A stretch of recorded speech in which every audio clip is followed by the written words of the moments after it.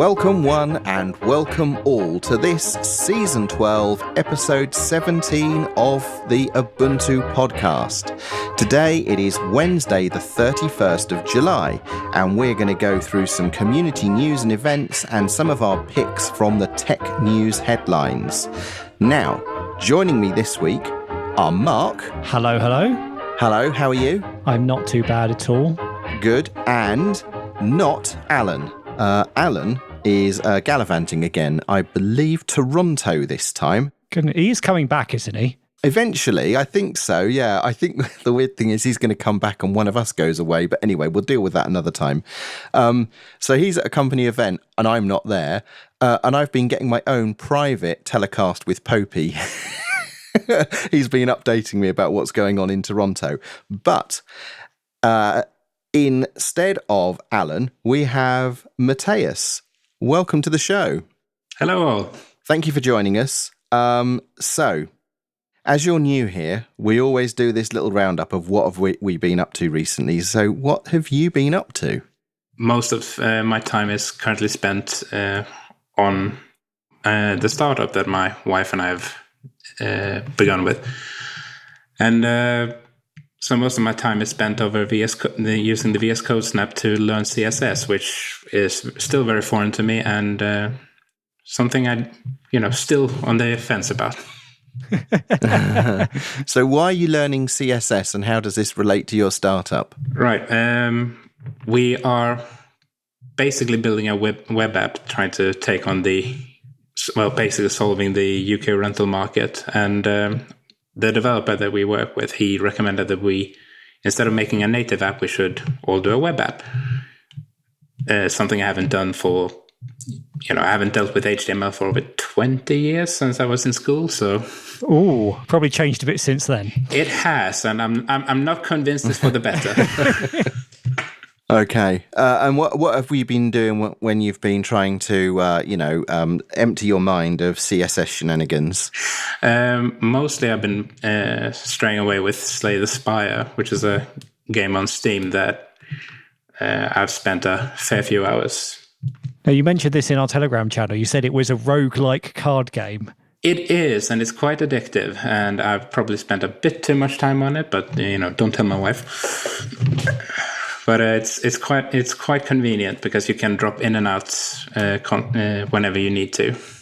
As a roguelike, I imagine you die quite a lot and have to start over. Very often, but it's never you never feel like you lose progression.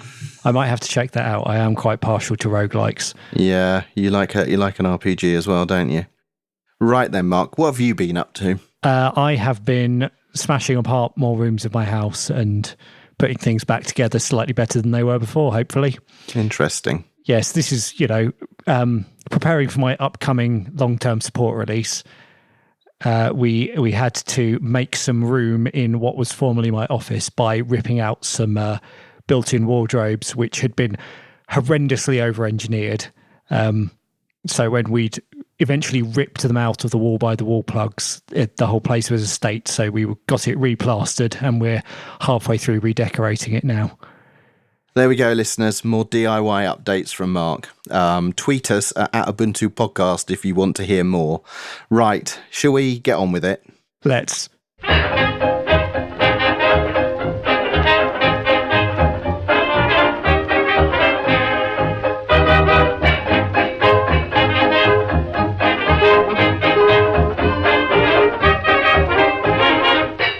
And now it's time for some community news and events. So this is hot off the presses. And I'm delighted to say, from my favourite section of the show, in Mia is Not Dead news, I'm delighted to say that there is now an example snap of a confined desktop that Alan Griffiths from the Mia team has posted on the Ubuntu discourse. Okay, so this is a new desktop session that runs in a confined environment. Yes, exactly so. So Alan's been working on this on and off as a pet project for a little while, and it's really there to sort of demonstrate what you can do with Mia and also, confined snaps. So I call it egg mode because that's what it is. It's EGMDE, and I think it's something like example mere desktop environment or something like that. But he's now made a confined snap of that desktop environment, which has some unusual properties. Because it's confined, a confined snap can't execute arbitrary binaries elsewhere on the system. So consequently, in order to make a usable desktop environment, you have to kind of bundle everything inside the snap that you would want to use. So it can't just run other snapped applications. Right. So this is something that we'll be working on in order to facilitate, the ability to get to binaries that are in other snaps or maybe on the host, either on the, the core snap or the classic, Linux system underneath. So he's got some bits and bobs, bundled in together. So you've got a functioning, environment. But one of the things he's done with this one, which is interesting, is, and I spotted this when he posted this on the discourse, is I noticed it was being installed from an odd channel called Edge Kodi. And I said, what's going on there then? And they've created a version of Kodi which uses Wayland as the back end. And so with this desktop environment, you can actually run Kodi on Ubuntu Core and make a fully confined Kodi box as a sort of, proof of concept. That's an interesting sell. Yeah, it's really cool. And for anyone that isn't clear on this, Mir's sort of mission has changed a little bit, and Mir is now a Wayland compositor. So although Mir is, the bit that talks to Wayland, the display server underneath all of this is actually Wayland. Did you find anything good in the news, Mark? Yes, in fact, we spoke a bit about DNS over HTTPS last time, and I've been sort of reading into it a bit more and trying it out after Stuart graciously explained to us, that it was a bit more nuanced than I was letting on. And there's a DNS over HTTPS proxy that's available to install as a snap, which is quite cool. So this means that if you've got an Ubuntu box or an Ubuntu core box, you can use this to send your regular DNS requests securely over the internet. So I'm just going to remind myself what the snap is called. But it installs a piece of software called Cloudflare D, and I think that might be what the snap's called as well. So this is from Cloudflare, which defaults to pointing to their DNS over HTTPS resolver, but you can also configure it to point to other resolvers. And the idea is that you could install this on a local device and point the devices in your network to that as your DNS server, and then it will proxy all of your DNS requests securely over the internet, which is quite neat. Stuart Langridge explained to us how all of this stuff worked a couple of episodes back, and it's one of Stuart Langridge's oldest friends. They were school friends. Will Cook wrote this blog post and also created the snap with some very useful diagrams. So if the explanation we've just given is a bit mystifying to you, we'll have a link in the show notes and you can see in pretty pictures where you would put this bit of software in your network in order to take advantage of this facility. Matthias, have you done anything with DNS over HTTPS? Not anything particular. I did install the 1111 app on both mine and my wife's phone to mixed results. Oh, mixed results. What issues have you encountered? Yeah, she kept complaining that some software that she was using, I forget now, it was a while back, that it wasn't connecting. But she hasn't mentioned anything for a couple of months. And as far as I know, it's still running on her phone. So yeah, I think when I first started using it, I would notice that Twitter wouldn't connect to things properly. But I've not had any issues for several weeks now. It's been pretty solid. Yeah, the main thing that bothered me was the icon that was ever present on my phone that I couldn't figure out how to turn off. Oh, what, in the notification tray? Yeah. Oh, and also it provides, it puts a lock, doesn't it, in the status icons, because it can't. I think to function, it kind of presents itself as a VPN service to Android. Yes, I always found it amusing how Android feels the need to warn you when you are using a VPN. It's like, in case you don't know what you're doing. So, Matthias, what did you find in the community news? BT chooses Ubuntu. And this is the topic where we are saying that anything we speculate, Wimpress can only may or may not confirm. So now we this is our opportunity to speculate wildly about what this means for the future of Canonical and Ubuntu. I mean, in short, BT have announced that they will be partnering with Canonical to build its 5G core on Ubuntu in 6 cities in the UK and to serve as launch sites to use with BT's EE mobile network. So this is quite cool. This is like a really big household name in the UK using Ubuntu for, the core of their next generation infrastructure. Quite a big boon, I think, for Canonical. It's the biggest contract they've taken on to date, as far as I understand it. I couldn't comment. It fueled a lot of speculation on Reddit how this was all a preparation for the IPO. So I also can't comment. What I can tell you is it is a big deal for us, obviously, because British Telecom are, a major telco anywhere in the world. And this is, so I was at MWC a couple of years ago, about 2.5 years ago, when I first joined Canonical. I was a booth babe, and we were taught all sorts of acronyms like NFV and NFVI, which is Network Functions Virtualization.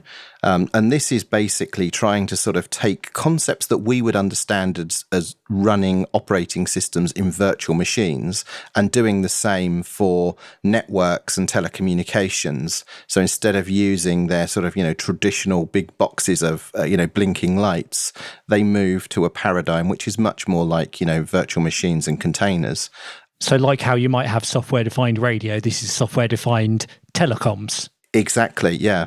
Yeah, absolutely. And OpenStack is kind of dominates this segment of the market. So it's actually going to be, running on our OpenStack offering. So yeah, big deal for us. It's a big banner on the Ubuntu website at the moment. So happy days. Well done, everyone. I'll get my prediction ready for next year. BT buys Canonical. Oh yeah, that's a good one. Yeah, totally. You should go for that one. Yeah, I can't comment, by the way. The reverse could be true. And then I noticed that Phoronix had done a nice little roundup on how the Ubuntu 19.10 development is progressing. So have you guys seen this blog post? I have, as it happens. Anything in there that stands out to you, most interesting? Good to see that there's been some more work on upstream performance fixes in GNOME and bringing in the latest GNOME bits and bobs so that there's a smooth upgrade path to the next stable version. Yeah. So the desktop team are doing great work there. In particular, Daniel Van Vogt. He's really been spearheading all of that work around GNOME performance improvements, and I think most of those are wrapped up now. But he always is digging up, new ways to improve things. So I think this is going to be something we'll be talking about for months to come, well into the sort of 2004 cycle. Matthias, was there anything in this roundup that tickled your fancy? To be honest, it's sort of passed me by ever since I stopped jumping to the latest development release. I've been on 1804 for a while now and been quite pleased with it. I put KD Neon on my laptop and I've been experimenting with that as well. So I'm getting the best of both worlds. Oh, very nice. Yeah, there's a couple of things in here that I'm interested in. There's several, in fact. So I'm really taken with the work that's going on around ZFS support in Ubuntu, and particularly working towards getting root on ZFS within Ubuntu and exposed through the graphical installer for desktop users. I've been thinking about ZFS on Ubuntu recently because I've been someone at work mentioned to me about building or having built something like I've got with my Nextcloud server. And I was thinking, if I didn't already have the hardware I had and I wanted to do something from scratch and fairly inexpensively, how would I do it? And something, rather than having a separate NAS box doing the RAID stuff, if I could just have some sort of dumb enclosure presenting disks to the OS and then using ZFS, that might be a much simpler way of doing things.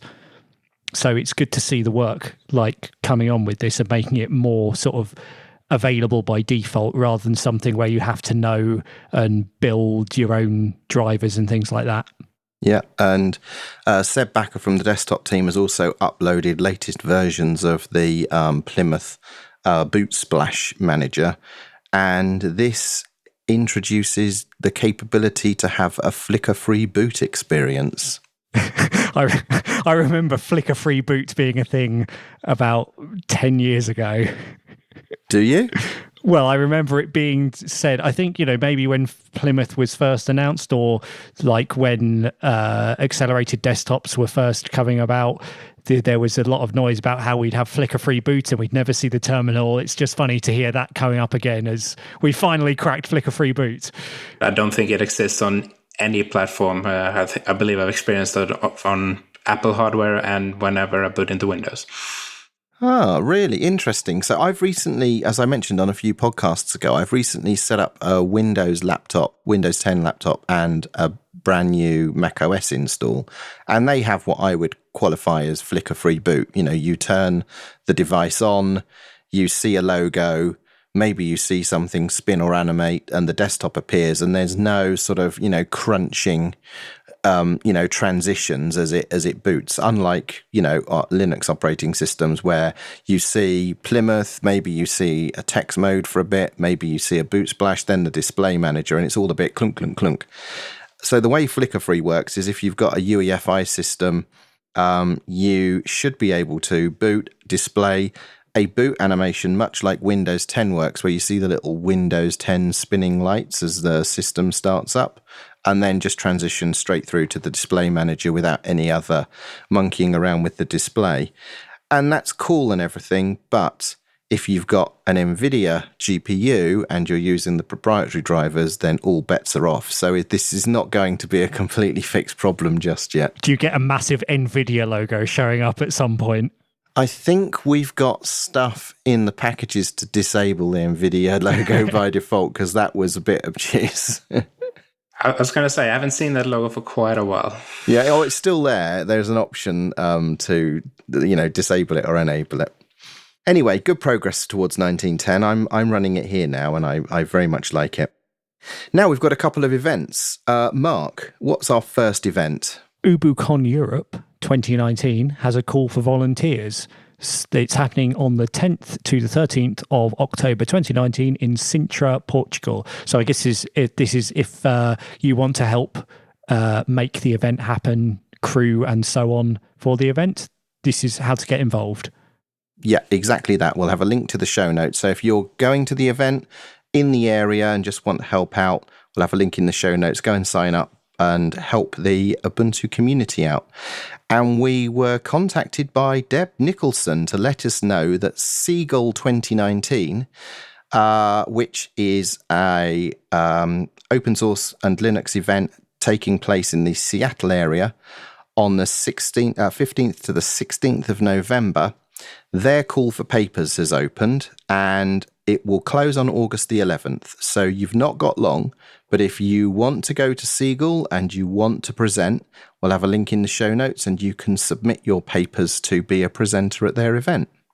And that is all for the community news and events.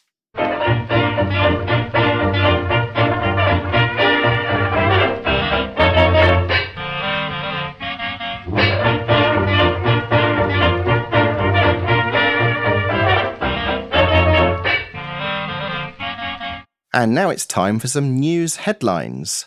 So I spotted that GitHub has started blocking developers due to US trade sanctions. Did anyone else see this story?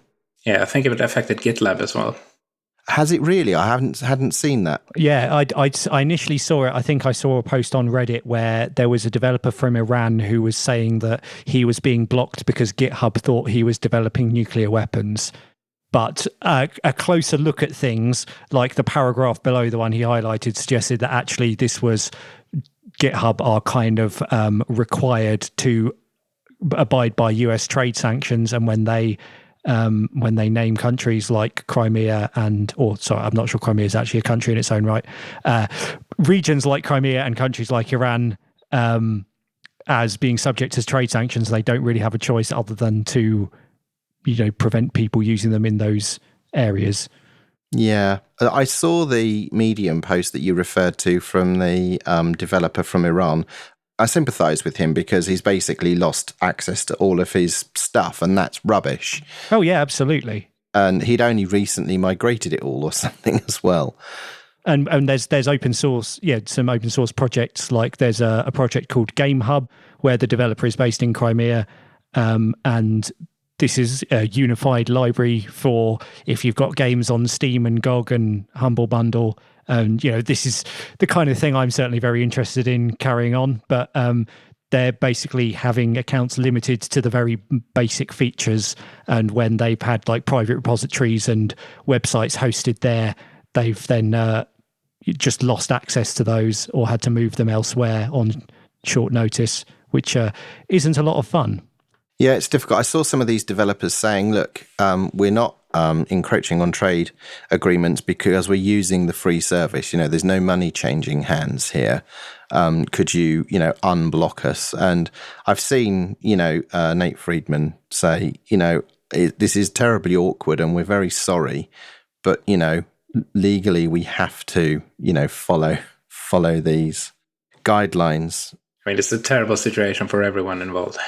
Yes, it is. It's very disappointing, but you can create your own Git repositories and what have you. You can run GitLab. One of my favorites is Git-T. Git-T is really easy to set up. Is that how you pronounce it? It's Git-T, as in cup of tea. Ah, I see. I always see it and I think Gittier. Oh, I see. Well, I may be pronouncing it wrong. I've always assumed it was Git-T. No, I like your pronunciation. But that's great. It's very easy to set up. So I doubt there's anyone in the affected countries or regions listening. But out of interest, if you've ever thought about hosting your own Git repositories, Git-T is a great way to do it. It looks a lot like GitHub, works a lot like GitHub, but you can run it on your own infrastructure. And we do actually have people in the affected countries listening because we did get an email from someone in Iran specifically pointing us to this story. Oh, well, there we go. Hopefully that will be of some help. And if you are still listening and you've got more to say on this, send us some feedback to show@ubuntupodcast.org. We'd be interested to hear what you have to say. News that are very near and dear to my heart. Blender feels the love from both Epic and Ubisoft. What love is Blender feeling? So Ubisoft is adopting Blender as its main digital content creation tool. Wow, really? Which is pretty big. See, my background is in film, in particularly VFX, and it's one of the pain points is the migration from studio to studio when you have different pipelines with different software, and it's a constant battle of relearning all that you know with a different suit just to put some pixels on a screen. And at the studio I primarily worked, I was one of the few who started a Blender user group trying to promote Blender as to be more of an uptake into the industry. To see something like this is really huge. So not only are they adopting it, but they're also joining the Blender Development Fund as a corporate gold member. So they'll be supporting the Blender developers financially as well. Yeah, I thought that was really cool. You can actually see, like on the site for that, how much money is going to support the development team, and at what point they would be able to hire a certain amount of developers to work on it full time. And they actually have a really decent amount of money coming in from supporters. It's really good to see. Yeah, from my point of view, it's one of the standard bearers of how a open source project should be run, and it's a vital component in order to have the Linux environment as a thriving creative platform as well. Now, I'd heard news that Epic were going to be supporting Blender. They were going to be making a financial contribution as well. Yeah, they took it one step further and decided to endow a $1.2 million mega grant to be spread over the next 3 years. Well, that really is a mega grant, isn't it? Well, that's some serious money from, and both organizations are financially supporting Blender now. Yeah, and they're both huge companies. So with the advent of all this, particularly on Reddit, there was a lot of shade being thrown at Blender for going corporates, and it's I don't understand this mentality. My feeling is that we have to find ways for open source projects to achieve financial sustainability. And this is not just great for Blender because they're getting the financial injection that will secure their futures, hopefully, but it's also a massive endorsement from two significant game studios that Blender is a world-beating platform for creating 3D models and environments. Yeah, and it's not just that, because the software suite is so broad that you can even do 2D animation and compositing and tracking. It's a pretty amazing piece of software, and I could talk for hours about it. But so with all this kerfuffle, Tone Rosendahl, the chair of the Blender Foundation, went out and publicly stated that he had carefully constructed the Blender organization to be independent, with distributed copyright, and firmly rooted as free software. We are strong enough to accept the industry to come on board. And I think that was, perfectly phrased, because you need industry buy-in for this to really be taken seriously and be of benefit to everyone. Yeah, I mean, what's the point in a project like Blender if it's not being used by massive like animation studios? I mean, being able to do that kind of animation and 3D modeling and stuff, you're not going to use that for a lot of hobby projects. Whereas the capabilities of, I mean, you only have to watch some of the open movies that they make to see it is really professional quality stuff. So it should be used by big companies for this kind of thing.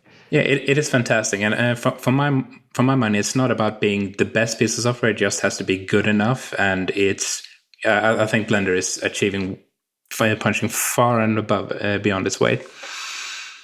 Now, they say good news comes in threes, and Blender 2.80 was also released. Yeah, and it's a monumental release. It's something they've been working on for 4 years, and it's something that I've jumped in with both feet on. I'm terribly excited about it. And as you pointed out, Martin, it's also published now as a snap officially by the Blender Foundation. Yes, so on release day for Blender 2.80, the Blender Foundation are now the official publishers of the Blender Snap in the Snap Store. So what I think the correct term to use, and get your buzzword bingo out, total synergy going on there. Total integration. Next up, Red Hat held an Ask Me Anything session on Reddit with their CTO Chris Wright fielding questions from Reddit users. And the reason that this piqued my interest was there was a particular thread. There was a question submitted by a former IBMer asking about how Red Hat and IBM's open source contribution policies were being changed by the acquisition, because historically IBM weren't so open about letting employees contribute to open source projects which weren't IBM owned.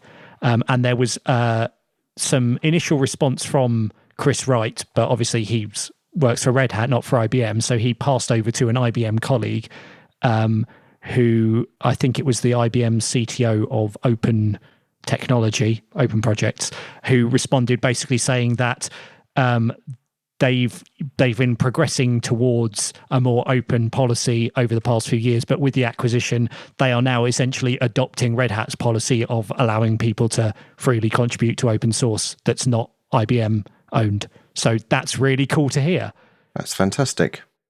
That's a great bit of cultural injection from Red Hat in IBM now.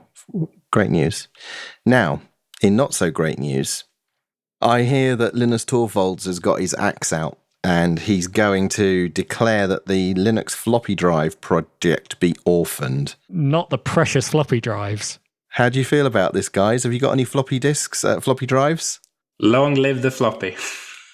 I actually have. Wow. It's it's one of those things where 15 years ago, I'd completely shed myself of everything. But I had an old rig that could only take Windows XP for some reason. And I had to use a floppy disk to get a SATA driver working on it. Oh, wow. Yeah, I remember that. Oh, yes, of course. Yes. I literally had to walk down to the computer shop and ask for, a floppy drive that cost me £10. And I felt those £10 with every fiber of my being. Felt like this isn't on, but it has to be done. My only concern about this is I love those videos on YouTube where these guys have got like 300 floppy disks all wired up to a bunch of Arduinos and Raspberry Pis, and then they get these 300 floppy drives to be an orchestra and play out popular tunes from your childhood. And I absolutely love this. And I'm wondering, how are they going to be able to do this if there's no floppy drive in the kernel anymore? So that's my only concern about this. But other than that, I don't think anyone will be significantly affected. No, and if you really need to read floppy disks, this isn't going to affect your ability to use a USB floppy drive. This is only the actual, old school integrated floppy drives that are going to be affected, because USB just bypasses this driver completely. Okay, then that's good news. And that is the end of the news. We can never have too much feedback. Reading your feedback means that we have to come up with less content. So if you're a Redditor, you can comment on our shows through our subreddit, /r/Ubuntu podcast. Right, and that is all for episode 17. Well, that was fun. Thank you for joining us, Matthias. That was good to have you on. Will you be able to join us next week, do you think? I believe I will. That will be fantastic. Excellent. And in next week's show, we're going to be discussing creating new distros versus creating new apps, and potentially how to get started with Linux desktop development. We'd like you to send your feedback to show@ubuntupodcast.org. You can also join our Telegram group on ubuntupodcast.org/Telegram. We're all in there. We like to chat with you. Matthias is in there too. So if you've got Blender questions, you have an expert in our channel. We'd like to say thank you to bitfolk.com, who've provided our VPS for 12 years now. So if you need a fine VPS, head to bitfolk.com. And lastly, thank you very much to Jupiter Broadcasting and Linux Academy for providing production services so we don't have to edit these shows anymore. Thank you all. Looking forward to talking to you next time. Bye for now.